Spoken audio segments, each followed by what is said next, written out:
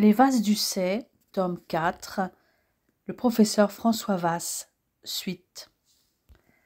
Jeudi 7 juillet 2005. Ce jeudi matin, avec les enfants, ils avaient embarqué à Battery Park sur le ferry qui les emmenait vers Liberty Island et la Statue de la Liberté, cadeau des Français pour commémorer les 100 ans de la déclaration d'indépendance des États-Unis.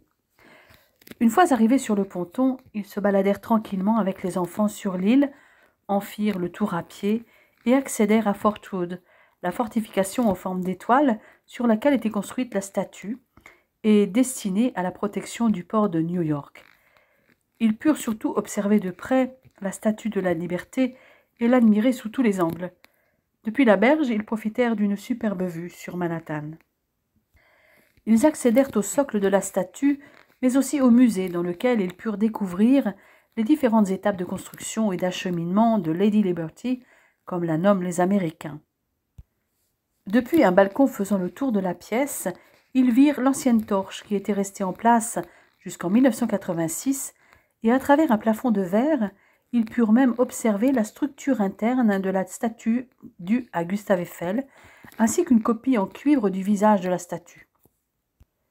La visite du musée leur dévoila également de nombreux objets historiques, comme des photos des ateliers parisiens, dans lesquels la statue avait été construite, ou des photos du montage de la statue à Paris, une maquette de la statue et de son piédestal, des outils, des gravures de journaux de l'époque, des plans en coupe de la statue, ainsi que de ses diverses reproductions.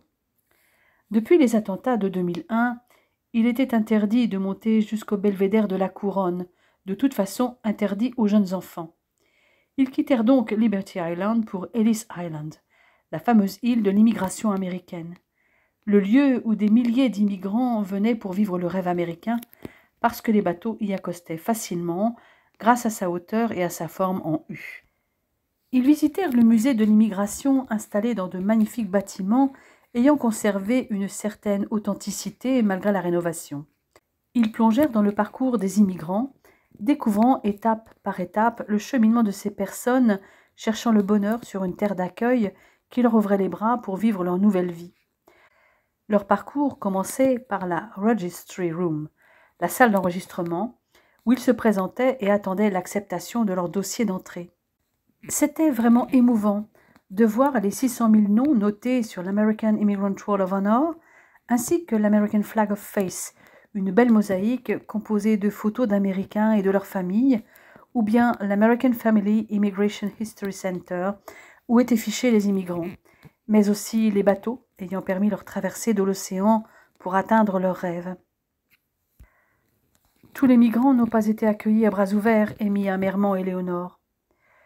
La plupart fuyaient la misère ou les persécutions dans leur pays, et après une longue traversée dans des conditions le plus souvent déplorables, ils subissaient une quarantaine afin d'obtenir ou non leur visa d'entrée en Amérique, et cette quarantaine pouvait durer des mois, après qu'ils se soient livrés à une inspection en règle de leur état de santé physique et de leur situation administrative. Là, tu casses le mythe, ma chérie. Il faut quand même rétablir la vérité. En 1921, les États-Unis ont tenté de limiter l'immigration, surtout les personnes ayant des positions politiques non conformes selon ce pays ou ne correspondant pas aux critères de niveau de culture. Une politique de quotas temporaires mensuels par nationalité a limité, par exemple, le nombre d'Italiens, Grecs ou Slaves, des Juifs polonais ou Russes considérés de niveau inférieur. De nombreux migrants ont été refoulés car arrivés juste après la fixation des quotas. Et je ne parle pas des Latinos. Puis en 1924, une loi a fixé des quotas permanents et a prévu des formalités qui devaient être accomplies avant de partir dans les consulats américains. À partir de cette date, Ellis Island est devenu un centre de détention pour immigrants en situation irrégulière, des réfugiés de guerre, et durant la Seconde Guerre mondiale, carrément une prison pour les Italiens fascistes, des Allemands pro-nazis et des communistes, réels ou supposés. Le rêve américain a pris du plomb dans l'aile, ironisa François. Beaucoup s'y sont en effet cassés les dents. Les Juifs allemands, autrichiens et tchèques s'en sont vite aperçus dès 1938, du moins ceux qui avaient pris conscience qu'ils devaient fuir leur pays, dont le gouvernement voulait d'ailleurs se débarrasser en les poussant à migrer avant de les détruire autrement.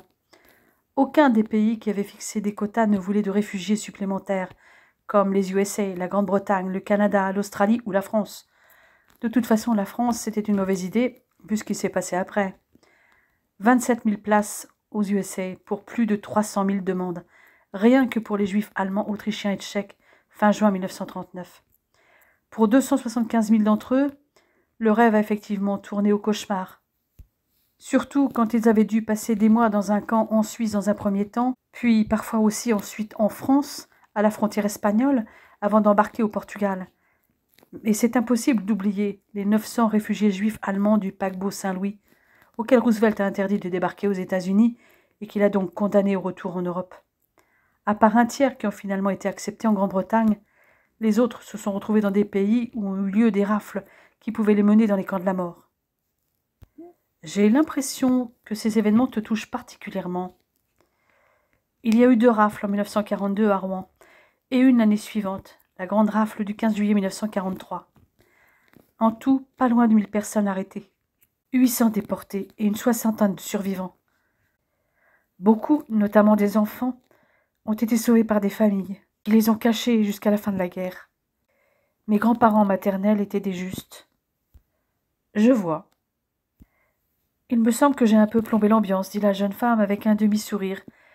Disons que pour moi, le rêve américain est une illusion. Tu prêches un convaincu. Les États-Unis ne sont pas le pays où je penserais à migrer si j'étais contraint de le faire. Et où irais-tu? Je ne sais pas trop. L'Islande peut-être? Ou alors le Portugal? 2 pays qui remplissent des critères importants pour moi. Sécurité, qualité de vie, politique environnementale, système de santé, même si tout n'est pas parfait. Où que tu ailles, je te suivrai, mon amour, et tes choix me conviennent. Je t'aime, François Vasse, dit-elle en se pendant à son cou. Ils pique-niquèrent dans Battery Park avant de se rendre sur le site de Ground Zero, à 11 minutes de marche. Depuis les événements tragiques du 11 septembre, Ground Zero inspirait de nombreux architectes, et une dizaine d'entre eux avaient été retenus pour reconfigurer le paysage de Lower Manhattan. Leur plan prévoyait d'ici 2012 6 nouveaux gratte-ciel, 2 espaces culturels, une gare d'interconnexion avec le New Jersey et un mémorial. La première pierre de la Freedom Tower avait même été posée l'année précédente, le 4 juillet. Tout un symbole. En regardant en silence le site, serrés l'un contre l'autre, François et Éléonore se remémoraient ce 11 septembre 2001, lorsqu'ils étaient arrivés dans leur hôtel de Barry. Finalement, la jeune femme donna le signal de départ. « Allez, je vous emmène dans un endroit plus gai, pas très loin, pour une petite virée, South Street Seaport, qui est le port historique de New York. » Ils y trouvèrent en effet une agréable zone piétonnière avec une partie de Fulton Street qui avait conservé ses anciens pavés, d'anciens bâtiments commerciaux du XIXe siècle, un marché aux poissons et évidemment des boutiques, des restaurants et des bars. Le South Street Seaport Museum attira leur regard. Ce musée expose en effet de grands voiliers amarrés le long du port sur la jetée numéro 17, dont le 4-mâts barque Peking, depuis lesquels ils admirèrent la magnifique vue sur le Brooklyn Bridge. De là, ils prirent le métro pour se rendre à Bryant Park, où les enfants, ravis, purent goûter et jouer sur la surveillance de leurs parents enlacés. C'est dans ce parc que l'actualité les rattrapa à travers les journaux. 4 explosions, dont 3 simultanément dans différentes stations de métro, avaient touché les transports publics de Londres, faisant 56 morts et 784 blessés. Il s'agissait encore d'attentats suicides, commis par 4 jeunes terroristes islamistes britanniques, survenant le jour de l'ouverture du 31e sommet du G8 en Écosse et le lendemain de la désignation de Londres comme hôte des Jeux olympiques d'été de 2012. C'étaient les premières attaques suicides liées à la mouvance islamiste commises sur le sol européen. Le mode opératoire rappelait celui utilisé à Madrid le 11 mars 2004 contre des trains de banlieue. Ces explosions avaient eu lieu un peu avant 4 heures du matin à l'heure de New York. Scotland Yard avait déjà découvert l'identité des terroristes, seulement quelques heures après les explosions. Les Britanniques avaient été choqués d'apprendre qu'il s'agissait de citoyens britanniques à part entière, de confession musulmane, ayant toujours vécu au Royaume-Uni et qui paraissaient parfaitement intégrés, contrairement à ce qui s'était passé à New York en 2001 et à Madrid en 2004, où les terroristes venaient tous de pays étrangers, Où allait-il frapper la prochaine fois? Il était plus de 20 heures à Londres quand François appela David pour avoir des nouvelles. Mais tout allait bien. Ni lui ni Lindsay n'étaient présents à Londres ce matin-là, comme cela leur arrivait parfois pour le travail. Vendredi 8 juillet 2005. Après une soirée à regarder les informations sur les attentats de Londres, il s'était levé un peu groggy. Mais comme pour les Britanniques eux-mêmes, leur vie continuait. « Aujourd'hui, je crois qu'il nous faut quelque chose de décontracté, dit Éléonore. Je vous emmène dans un quartier qui ne ressemble à aucun autre. Un quartier jeune, très vivant et bohème. Le Lower East Side, au sud de Chinatown. Je dois avouer que ce quartier a longtemps été habité par une population ouvrière et défavorisée et avait autrefois mauvaise réputation. Ce n'est plus le cas. Merci de me prévenir. Je vous aime, mes amours. Jamais je ne vous mettrai en danger. Mais tu vas toucher du doigt le melting pot. Pas mal de Juifs d'Europe de l'Est, des Latins, des Asiatiques dans East Village, des Polonais, des Ukrainiens, des Japonais, des Bengalis, des Arabes et bien d'autres avec toutes sortes de cultes religieux et les synagogues, églises et temples qui vont avec. Et effectivement, après 30 minutes de métro et avoir profité de la vue depuis le Williamsburg Bridge, ils déambulèrent tranquillement dans les petites rues de ce quartier à part et firent une halte dans le Seward Park où les enfants investirent l'aire de jeu et profitèrent des jets d'eau pour se rafraîchir. Puis ils se rendirent sur l'Essex Market à l'heure du midi, où ils achetèrent de quoi manger sur place. Après le repas, ils se dirigèrent vers East Village, puis Ukrainian Village. Sur cette place, St. Mark Place, ont vécu Trotsky en 1917 et Abby Hoffman, une célèbre anarchiste américaine, en 1967. Bon, je vois que cela ne te passionne pas, nous allons changer de décor. Ah oui? Celui qui est devant moi me convient parfaitement, dit-il en la prenant contre lui. Mais j'ai bien l'impression que je vais devoir attendre pour en profiter pleinement. Exact, François Vasse. Tu sais combien les Américains sont puritains? C'est bien pour ça que je ne viendrai pas vivre dans ce pays. Je te promets que nous allons rentrer tôt pour prendre notre bain ensemble et... Et quoi? Tu verras. Allez, en route pour Chinatown. Ils y parvinrent 20 minutes plus tard, via Canal Street, puis Mott Street, avec ses dizaines d'enseignes chinoises, drapeaux et lanternes typiques. Mais c'est dans Pell Street et Doyer Street qu'ils trouvèrent l'ambiance la plus typique. Notamment dans la seconde, avec ses façades de couleurs et une impression de labyrinthe avec ses ruelles tortueuses. Les enfants s'étaient réveillés et ils étaient justement à 3 minutes du Columbus Park, le seul parc de tout Chinatown et l'un des plus anciens. Les enfants purent se dégourdir les jambes au milieu de jolis jardins asiatiques et prendre leur goûter pendant que des musiciens jouaient de la musique traditionnelle chinoise. Ce quartier de Five Points où est situé ce parc n'a pas toujours été aussi calme. Il était même mal fréquenté. Il attirait tous les brigands de la ville. Scorsese en a même fait le théâtre de Gangs of New York. Heureusement, ce n'est plus le cas. Je vois surtout des gens qui jouent au mahjong ou qui font du tai chi chuan, remarqua François. Après cette pause, il rappela à tous qu'il fallait rentrer. « Allez les petits monstres, il faut rentrer. Vous avez besoin d'un bon bain. Et surtout, maman m'a promis une surprise. Alors, oust, on y va. » Une demi-heure de métro plus tard, ils étaient arrivés à destination. À 20 heures, après leur bain et le dîner suivi du rituel brossage de dents, Lisa et Alex étaient au lit et leur mère leur lisait leur histoire favorite, blottie dans les bras de leur père. Éléonore avait beaucoup de mal à rester concentrée sur l'histoire. Le simple contact des mains de François et son souffle dans son cou déclenchaient des ondes de chaleur dans tout son corps. Heureusement, les enfants s'endormirent vite. Maintenant, j'attends ma surprise. La première, c'est que Wilson ne rentre que dimanche soir. Il n'y a donc aucun risque de le déranger avec nos gémissements, et j'ai bien l'intention de te faire crier de plaisir. Ça me va, mais je te rappelle que l'appartement est truffé de caméras. Zut, j'avais oublié, dit-elle avec une moue de déception. Eh bien, il nous reste quand même la chambre et la salle de bain. Alors, commençons tout de suite. Combien de positions dans le Kama Sutra? Environ 64 ou 84 selon les écoles. Mais en réalité, je n'en ai vu qu'une quarantaine. Parce que tu l'as lu? Disons que je l'ai lu en diagonale. Ce n'est pas qu'un guide sexuel. Les différentes positions érotiques n'occupent qu'un seul des 7 livres du Kama Sutra, qui est surtout un ouvrage spirituel, consacré à l'art de vivre en harmonie. Tu m'en diras tant, ironisa François. Donc, il aborde la séduction, les courtisanes, les aphrodisiaques, le mariage. Il y a même un livre entier consacré à l'art de séduire l'homme ou la femme d'un autre. Mais attention, seul un conjoint frustré dans son couple peut être séduit. Il y a quand même un peu de morale dans cette débauche, précisa la jeune femme. Intéressant, dit son mari, mort de rire. En tout cas, il y a un passage que j'ai retenu. Les femmes sont délicates comme des fleurs et comme telles doivent être entreprises avec précaution.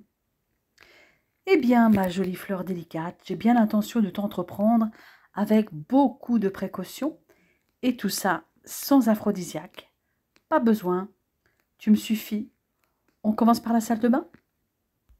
Il la souleva comme une plume et la transporta dans la salle de bain. En attendant que la baignoire se remplisse, ils expérimentèrent une première position debout. Samedi 9 juillet 2005. Après une mythoride, Éléonore et François traînèrent un peu au lit. Ce sont finalement les enfants qui les obligèrent à se lever en venant d'abord quémander des câlins, puis en réclamant leur petit déjeuner. La petite famille prit tout son temps. François s'était ensuite installé dans le canapé avec Lisa et Alex, pendant qu'Éléonore préparait un sac pour la journée. Aujourd'hui, détente, je vous emmène à Brooklyn, à Sunset Park, pour y pique-niquer, et en plus il y a une piscine gratuite, et ensuite, parc d'attractions à Coney Island et plage. Pas de marche interminable dans les rues, pas de musée ? Rien. On bulle. On se fait des bisous et des câlins toute la journée. Moi je suis partant, dit François. Et vous les enfants, des bisous et des câlins, ça vous va ? Les enfants se jetèrent sur lui en même temps. Et moi ? Pas de bisous ni de câlins ? Dit Éléonore en s'installant à son tour sur le canapé pour avoir sa part. Ils prirent le métro D à 10 minutes de l'appartement pour se rendre à Sunset Park. Depuis la colline arborée de ce parc de Brooklyn, ils avaient une vue superbe sur la Statue de la Liberté, la baie de New York et Manhattan. Plus au sud du parc, les rues ressemblaient à celles des années 50, avec des bâtiments anciens. C'était en tout cas un endroit peu fréquenté par les touristes et idéal pour un pique-nique en famille. Les enfants purent y jouer en toute tranquillité, se faisant même des copains à l'occasion. Lisa ne pensa même pas à faire la sieste. Seul Alex s'endormit dans les bras de son père, qui l'installa dans la poussette. Quand ses nouveaux copains quittèrent le parc, la fillette se rappela que sa mère avait parlé de parc d'attractions et de plage. Elle se chargea donc de rafraîchir la mémoire à ses parents. Éléonore, allongée sur l'herbe, bien installée tout contre François, la tête sur son torse, n'avait pas vraiment envie de bouger. Mais il leur fallut se lever tous les deux pour respecter le programme annoncé. Ils reprirent donc le métro D, direction la plage de Coney Island. Ils firent un tour dans le Luna Park et les enfants firent quelques tours de manège. Il fut difficile de les en faire sortir. Heureusement, il y avait aussi l'aquarium de New York. Et quand Éléonore parla d'aller voir des pingouins et des otaries, ils rappliquèrent tous les deux. Et ils furent ravis car les différents animaux aquatiques vivaient dans des lieux ressemblant à leur milieu naturel. Il y avait aussi des expositions informatives sur les différentes espèces et beaucoup d'activités interactives. Mais surtout, il y avait l'Aquatheater et ses spectacles avec les otaries.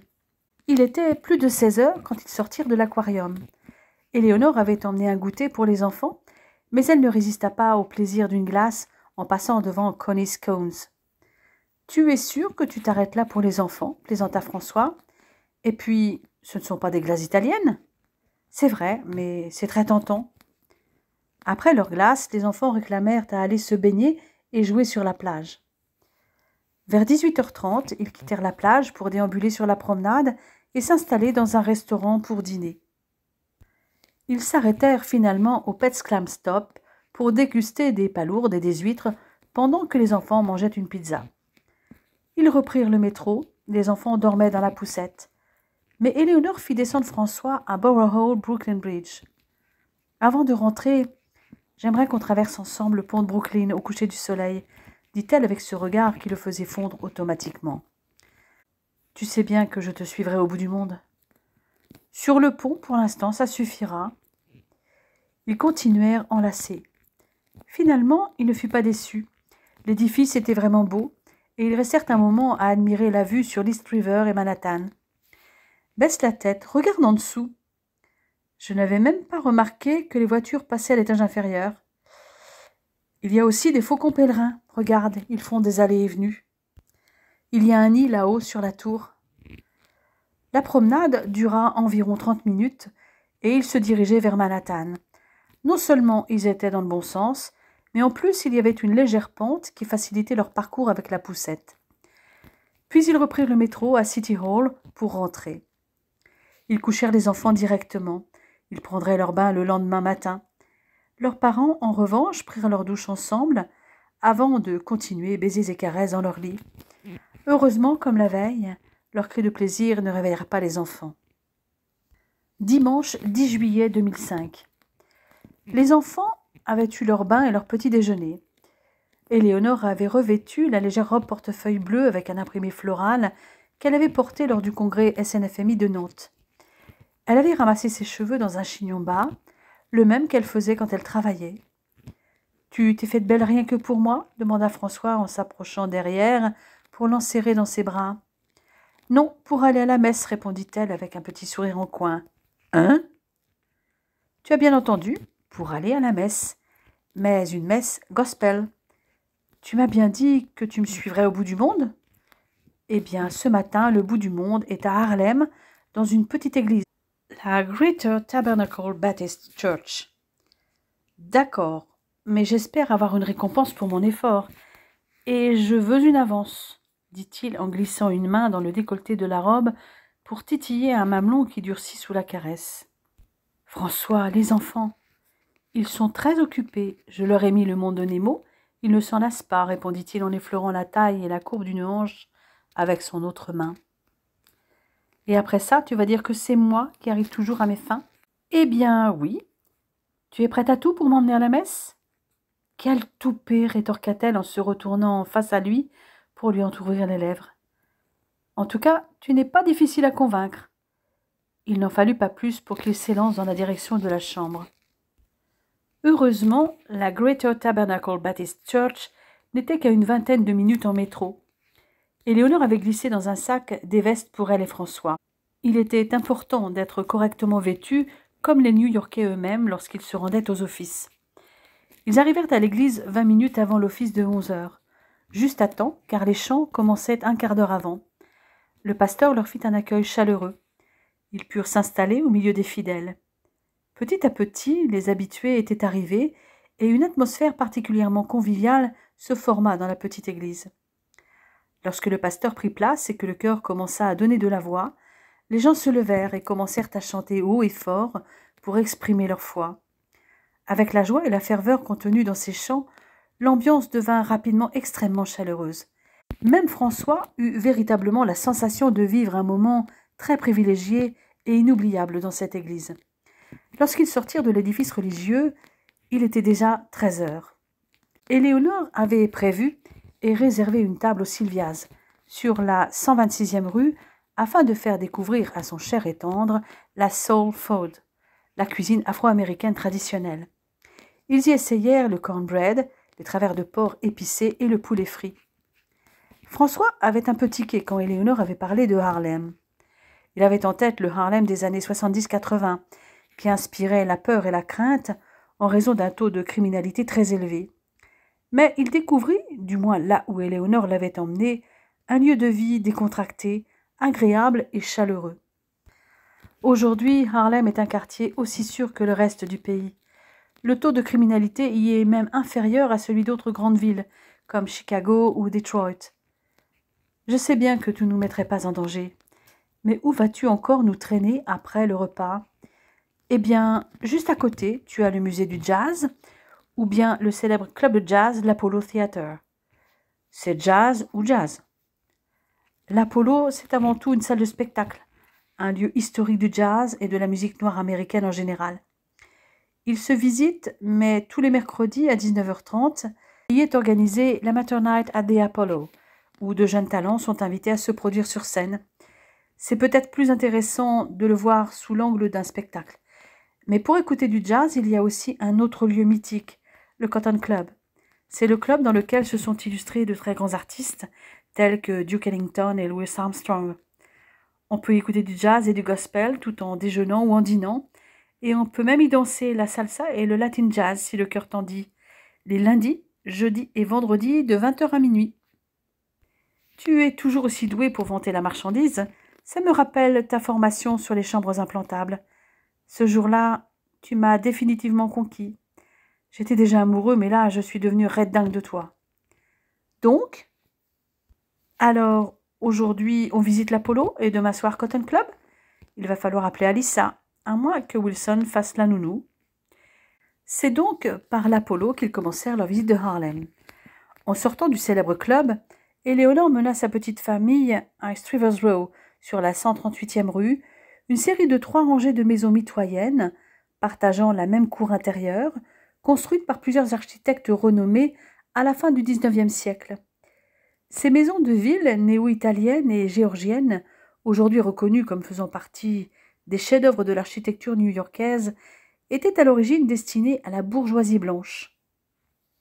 Leur balade les fit passer devant l'Abyssinian Baptist Church, probablement la plus ancienne et la plus renommée de toutes les églises baptistes de la ville, et devenue le lieu privilégié des personnes voulant assister à une authentique messe gospel.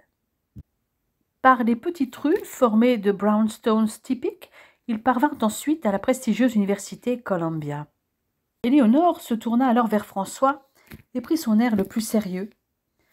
Quoi de plus normal que faire visiter une prestigieuse université et la meilleure des États-Unis à un universitaire, n'est-ce pas, professeur Vass?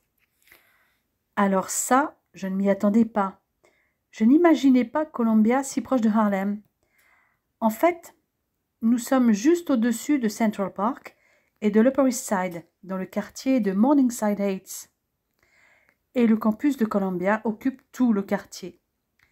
Une véritable ville dans la ville, comme tous les campus américains, avec des quartiers pour les résidences universitaires et les maisons qui accueillent les fameuses fraternités et sororités d'étudiants, des bibliothèques ouvertes 24 heures sur 24, des équipements et des clubs de sport, des stades, des cours de tennis, des piscines, des salles de spectacle et de concerts, des cinémas, des magasins, des restaurants, des boutiques de souvenirs, bref, la totale.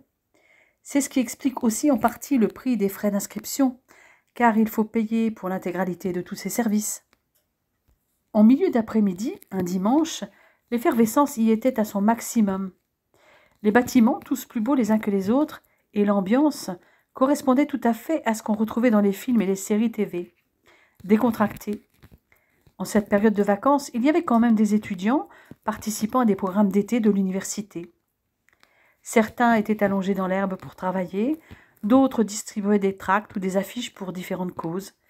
Ils firent comme certains étudiants et s'allongèrent dans l'herbe pour donner le goûter aux enfants et se reposer. Mon amour, si tu as envie de passer plus de temps sur le campus, nous pourrions y revenir demain matin, notamment pour le Columbia University Irving Medical Center, les facultés de sciences et de la santé et le Vagelos College of Physicians and Surgeons. Je ne demande pas mieux. Tes désirs sont des ordres, chérie. Nous viendrons donc demain matin. Ils continuèrent néanmoins à se promener sur le campus pour voir les principaux bâtiments, comme la Lowe Memorial Library avec son architecture néoclassique, aux allures de temple, qui la faisait ressembler au Panthéon de Rome. Sur les marges de la bibliothèque se trouvait l'Alma Mater, une statue en bronze, œuvre du même sculpteur que la statue d'Abraham Lincoln au Lincoln Memorial à Washington, D.C. Après 2 minutes de marche, ils atteignirent Earl Hall, le siège des services religieux et communautaires de Columbia, et un des plus anciens bâtiments du campus, facilement reconnaissable avec ses briques rouges, sa coupole, son fronton et ses colonnes néoclassiques. En quelques enjambées, ils furent devant la chapelle Saint-Paul, de style Renaissance italienne, siège des centaines d'événements religieux et universitaires et qui cachait dans son sous-sol Postscript Coffee House, une salle de musique entièrement gérée par des étudiants. Ils n'allèrent pas très loin pour trouver Buell Hall, dernier vestige sur le campus de l'asile psychiatrique qui occupait le site avant l'université et qui habitait désormais la Maison française, le plus ancien centre culturel français d'un campus universitaire américain. Ce fut encore quelque chose de français qui accrocha leur regard, puisqu'une sculpture du penseur Rodin, marquait l'entrée de Philosophy Hall, l'un des rares lieux du campus de Columbia portant le nom d'une discipline universitaire et non d'un individu. Dans le bâtiment de philosophie, avec son arcade de colonnes ioniques en façade, se situait aussi le département de français. 300 mètres plus loin, ils se retrouvèrent devant la Butler Library, la plus grande bibliothèque de l'université, avec plus de 2 millions de volumes et l'un des plus grands bâtiments du campus. Il ne leur restait qu'à prendre le métro pour rentrer. Mais Éléonore avait une surprise. À la sortie du métro, au lieu de se diriger vers l'appartement, elle emmena son petit monde sur la 59e, puis sur Madison Avenue. Là, François se demanda s'il n'avait pas des hallucinations. Tout était aux couleurs bleu, blanc, rouge, entre la 59e et la 63e. Qu'est-ce que ça veut dire ? Mon amour, les Américains fêtent notre 14 juillet encore plus que nous. Ils l'appellent Bastille Day. Et aujourd'hui, il y avait une street party sur la 60e. Et tout au long de la journée, dans cette partie de Madison Avenue, il y a eu des spectacles de cancans, de mimes, des chorales ou encore des workshops en français et une parade. C'est la French Fête, comme l'appellent les New-Yorkais, et à cette occasion, la culture française est à l'honneur sous toutes ses formes. En fait, il n'y a pas seulement le Bastille Day, c'est carrément une Bastille Week. Ces Américains m'étonneront toujours. Tout ça est organisé par le French Institute Alliance française. Et l'idée de départ est venue des restaurateurs français de New York. Mais Bastille Day est fêté dans toutes les grandes villes des États-Unis, pas seulement ici.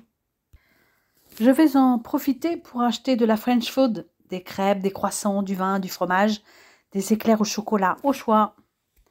Et effectivement, Éléonore acheta de quoi préparer un repas bien français pour sa famille et Wilson qui devait rentrer dans la soirée. Elle appela également Alyssa pour qu'elle vienne s'occuper des enfants le lendemain soir de 19h à minuit. Lundi 11 juillet 2005. Wilson était rentré tard la veille et ils avaient un peu traîné à discuter. François avait dû attendre sa récompense plus longtemps que prévu, mais il l'avait eue. Toutefois, Éléonore s'était levée tôt pour sa séance de yoga et préparait le petit déjeuner de ses 3 amours, plus Wilson. Elle ne voulait surtout pas qu'ils arrivent trop tard au campus de Columbia. Ils y arrivèrent vers 9h30. En chemin, elle envoya un message. À l'arrivée, François ne reconnut pas le campus de Columbia qu'il avait vu la veille. La jeune femme perçut son inquiétude. « Rassure-toi, chérie, nous sommes bien dans le secteur de l'université de Columbia, mais plus au nord. Je t'ai dit que le campus était une ville dans la ville. Et là, nous sommes au Vangelos College de médecine et de chirurgie. Et là-bas en face, c'est le Columbia University Irving Medical Center. » Elle le précéda pour entrer avec la poussette dans l'enceinte du Vangelos College, pendant qu'il lui tenait la porte. Elle s'effaça pour le laisser passer devant. Un homme s'avança vers lui en lui tendant la main.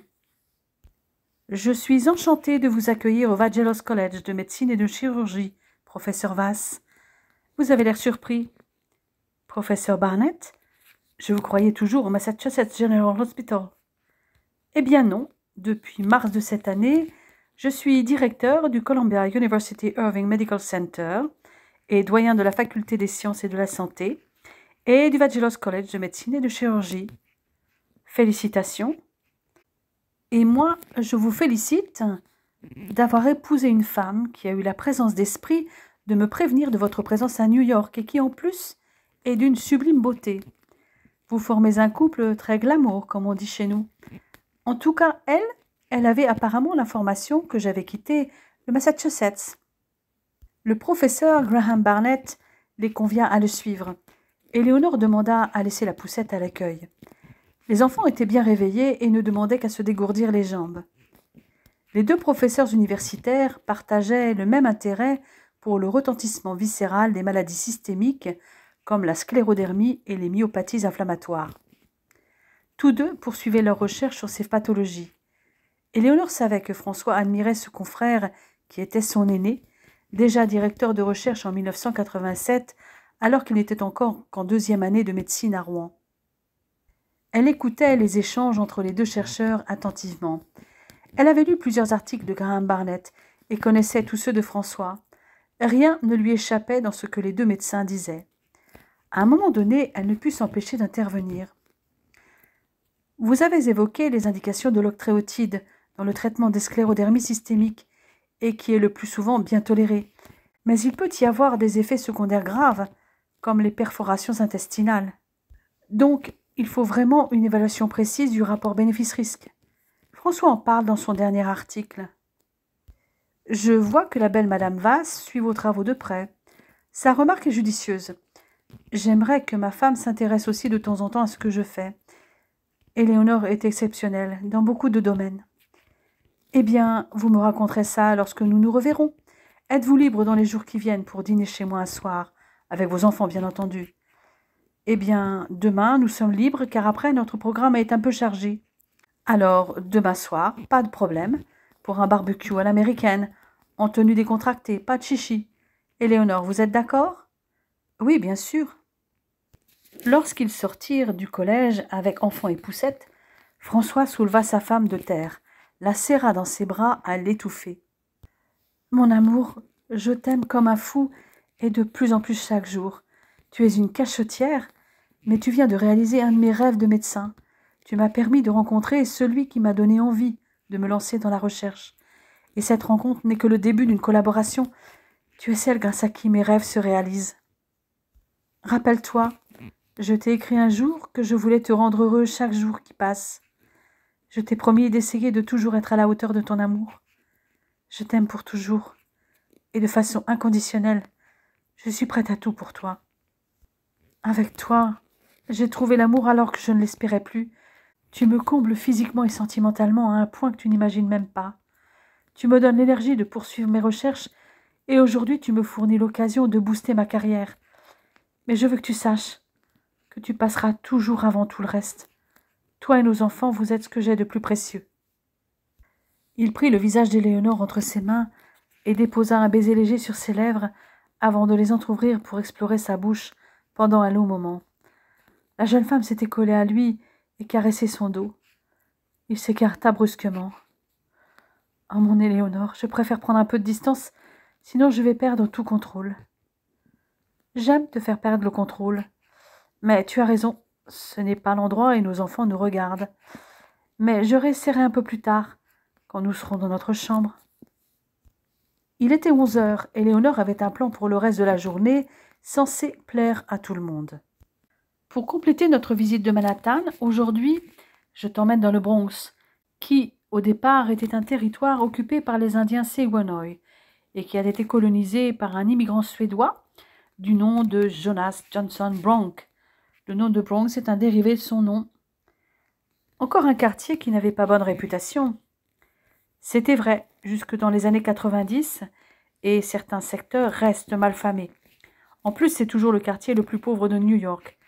Dans les années 70, c'était un véritable ghetto, mais un ghetto qui a vu naître le hip-hop dans le quartier de Morris Heights. Là où je t'emmène, pas de danger. Je sais, dit-il en l'embrassant. Je vais éviter le Yankee Stadium, le stade mythique de l'équipe de baseball de New York, les Yankees, puisque ni toi ni moi n'aimons ce type de sport. Idem pour le Bay Plaza Shopping Center, qui fait partie des plus grands centres commerciaux de New York, dans le quartier de Coop City. Quoi qu'on pourrait y trouver un restaurant. D'ailleurs, l'aire de restauration est très jolie. Nous pouvons y aller si tu veux. Non, j'ai mieux à te proposer. Le Little Italy du Bronx. C'est un quartier particulièrement paisible où nous allons pouvoir déguster des plats italiens et l'un des meilleurs cafés de New York. Et après, surprise pour les enfants. Elle emmena sa petite famille au marché couvert d'Arthur Avenue, puis déjeuner chez Mario's.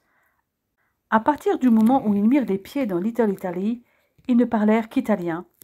Et avant de les emmener dans l'endroit surprise qu'elle avait promis aux enfants, Éléonore fit un saut à 150 mètres chez Madonia Brothers, une boulangerie italienne à l'ancienne, pour acheter des cannoli et des biscotti pour le petit creux de l'après-midi. Elle avait anticipé en emmenant un sac isotherme.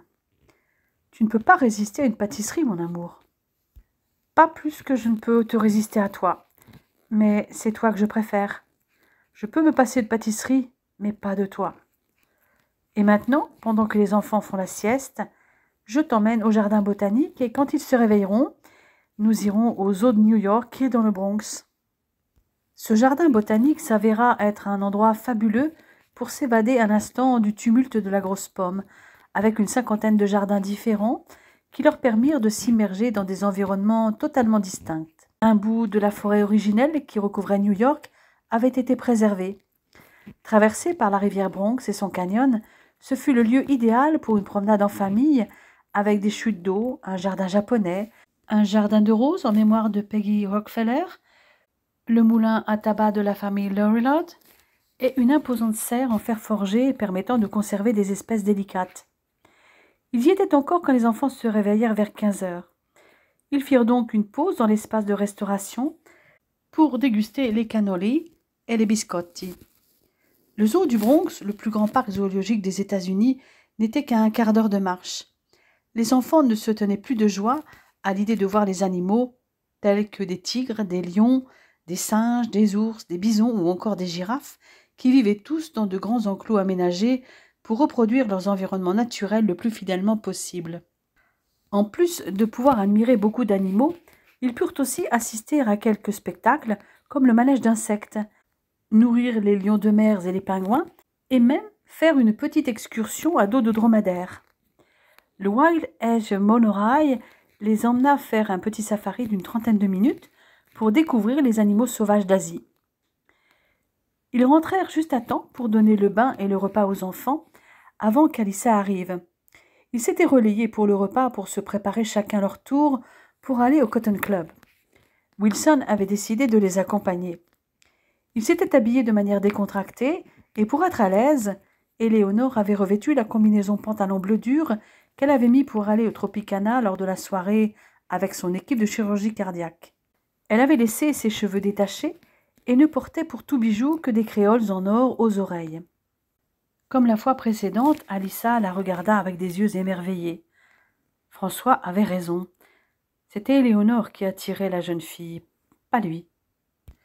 Au Cotton Club, ils passèrent un très bon moment. Le buffet était correct, mais ils venaient surtout pour la musique. Et les musiciens étaient talentueux. Le chanteur interagissait beaucoup avec les spectateurs. Éléonore et François profitèrent beaucoup de la piste de danse. Ils purent discuter avec les musiciens pendant leur pause sur leurs expériences. Le couple évoqua sa petite expérience d'animation de ce genre en Italie.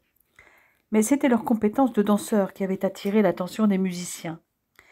Ils ne furent pas étonnés qu'Éléonore soit une ancienne danseuse des Haley Studios, mais plus surpris quand ils apprirent qu'elle avait dansé avec Tina, Prince et Michael.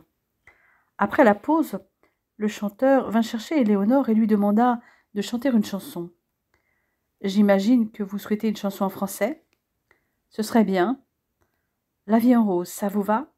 Ou bien l'hymne à l'amour ? Pourquoi pas les deux ? Soyons fous. » Quand la musique démarra, François sut qu'il y avait un changement d'interprète. Sa femme était sur scène et, comme à chaque fois, chantait pour lui. La vie en rose était certainement le titre le plus connu des Américains. Mais Éléonore continua avec un second titre. Quand François le reconnut, son cœur se mit à battre encore plus fort. À travers les paroles, elle lui déclarait son amour comme elle l'avait fait en fin de matinée. Elle vivait si intensément les paroles que ses larmes coulèrent pendant le second couplet. Elle vint se jeter dans ses bras dès la fin de la chanson, sans entendre les applaudissements, ni les commentaires élogieux du chanteur qui lui avait cédé sa place. « Calme-toi, mon amour, je suis encore en vie. Je ne pourrais pas supporter de te perdre. Moi non plus, je ne pourrais pas vivre sans toi. » Elle mit un moment à se ressaisir. Le chanteur vint aux nouvelles et, voyant qu'elle avait retrouvé le sourire, lui proposa de chanter en solo sur Fever, puis un duo sur I Got You Babe. Elle accepta. Elle connaissait ces chansons de Peggy Lee et de Sonny and Cher par cœur. Le duo fonctionna à merveille et les spectateurs chantèrent avec eux. Éléonore retrouva les bras de François pour danser sur les titres suivants, toujours un peu dans leur bulle. Wilson était toujours surpris par cette passion qu'il sentait entre ces deux-là. En 6 ans, rien n'avait changé. Ils s'aimaient toujours autant, voire plus. Il suffisait de les regarder ensemble pour en être convaincus. Ils quittèrent le Cotton Club un peu avant minuit pour libérer la baby-sitter. Cette dernière ne semblait pas pressée. Ils s'accordèrent pour la garde des enfants pour les jours à venir.